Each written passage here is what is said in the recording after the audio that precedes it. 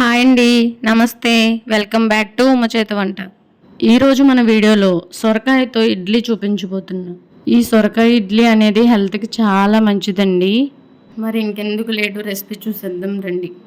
ముందుగా 1 కప్పు వరకు సొరకాయ ముక్కలని తీసుకొని మిక్సీ గిన్నెలో వేసుకోవాలి. 1/2 కప్పు కొత్తిమీర తీసుకోవాలి. 4 వెల్లుల్లి రెబ్బలు, అలాగే 2 ఇంచుల అల్లం ముక్క, 4 పచ్చిమిర్చి, 1 టేబుల్ స్పూన్ జీలకర్ర, రుచికి సరిపడగా సాల్ట్ వేసుకొని మెత్తగా మిక్సీ పట్టాలి. చూడండి, ఇలా మెత్తగా పేస్ట్ చేసుకోవాలి. ఇప్పుడు ఈ మిశ్రమాన్ని ఒక బౌల్లోకి తీసుకోవాలి. ఇప్పుడు ఈ మిశ్రమంలోకి 1 కప్పు శనగపిండి, అలాగే 1/2 కప్పు వరకు రవ్వ వేసుకోవాలి. అలాగే 1/2 కప్పు పెరుగు వేసుకోవాలి. ఇప్పుడు ఈ మిశ్రమం అంతటిని బాగా కలిసేలాగా కలుపుకోవాలి. చూడండి, ఈ విధంగా బాగా బీట్ చేస్తూ కలుపుకోవాలి. మీలో ఎవరైనా నా ఛానల్ని ఫస్ట్ టైం చూస్తున్నట్టయితే ప్లీజ్ సబ్స్క్రైబ్ చేసుకొని పక్కనే బెల్ ఐకన్ క్లిక్ చేసి ఆల్ అనే బటన్ క్లిక్ చేస్తే నేను ఎప్పుడు వీడియోస్ పెట్టినా మీకు నోటిఫికేషన్ వస్తుంది. ఇలా మిక్స్ చేసుకున్న మిశ్రమంలోనికి చిటికెడు వంట సోడా, అలాగే 1 టేబుల్ స్పూన్ నిమ్మరసం వేసుకొని బాగా కలుపుకోవాలి. ఇలా కలుపుకున్న మిశ్రమంలోకి కొంచెం కొంచెం వాటర్ వేసుకొని ఇడ్లీ పిండి బ్యాటర్ లాగా కలుపుకోవాలి. చూడండి, ఈ కన్సిస్టెన్సీలో ఉంటే సరిపోతుంది.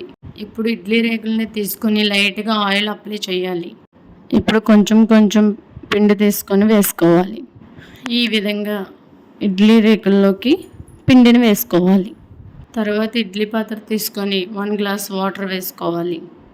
ఇప్పుడు ఇడ్లీ పాత్రలోకి ఒక్కొక్క ఇడ్లీ రేకుని పెట్టుకోవాలి.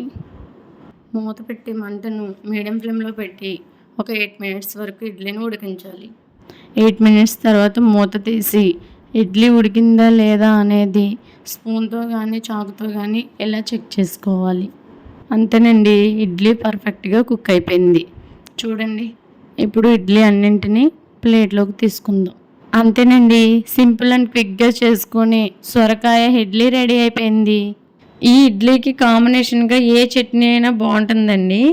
నేను అల్లం పచ్చడితో తింటున్నాను. ఈ ఇడ్లీని పిల్లలు కూడా చాలా ఇష్టంగా తింటారండి. మీరు కూడా ఇంట్లో ట్రై చేసి ఎలా కుదిరిందో కామెంట్ చేయండి. మీకు ఈ వీడియో నచ్చినట్టయితే లైక్ చేసి మీ ఫ్యామిలీ అండ్ ఫ్రెండ్స్కి షేర్ చేయండి.